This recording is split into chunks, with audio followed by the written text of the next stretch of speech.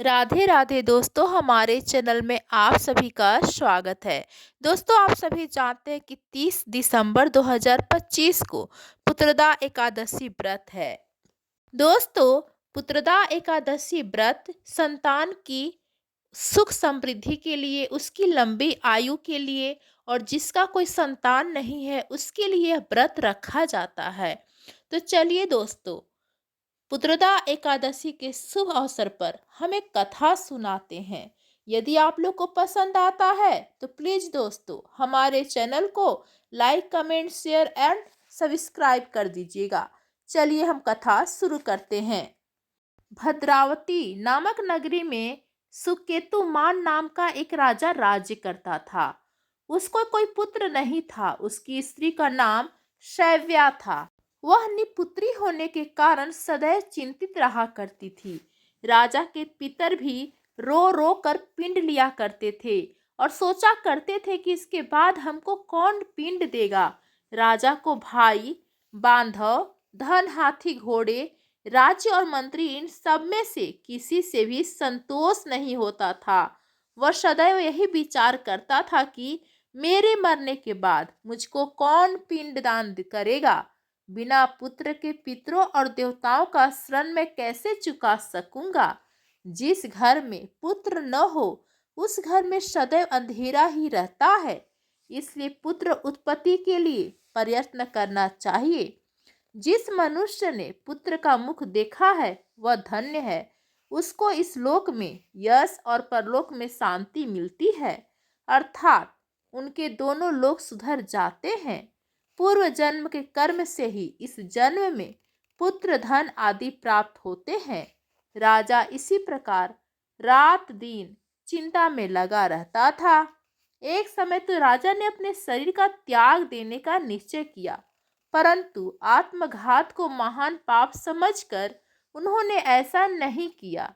एक दिन राजा ऐसा विचार करते हुए अपने घोड़े पर चढ़कर वन को चल दिए तथा पंछियों और वृक्षों को देखने लगे। उसने देखा कि वन में मृग, व्याघ्र, सुअर, सिंह, बंदर, सर्प आदि सब भ्रमण कर रहे हैं। हाथी अपने बच्चों और हथनियों के बीच घूम रहा है। इस वन में कहीं तो गीदड़ अपने कर्कश स्वर में बोल रहे हैं, कहीं उल्लू ध्वनि कर रहे हैं। वन के दृश्यों को देखकर राजा सोच विचार में लग गए। इसी प्रकार आधा दिन बीत गया। वह सोचने लगे कि मैंने कई यज्ञ किए, ब्राह्मणों को स्वादिष्ट भोजन से तृप्त किया, फिर भी मुझको दुख प्राप्त हुआ क्यों। राजा प्यास के मारे अत्यंत दुखी हो गए और पानी की तलाश में इधर उधर फिरने लगे। थोड़ी दूरी पर राजा ने एक सरोवर देखा। उस सरोवर में कमल खिले थे तथा सारस, हंस, मगरमच्छ आदि विहार कर रहे थे। उस सरोवर के चारों तरफ मुनियों के आश्रम बने हुए थे। उसी समय राजा के दाहिने अंग फड़कने लगे।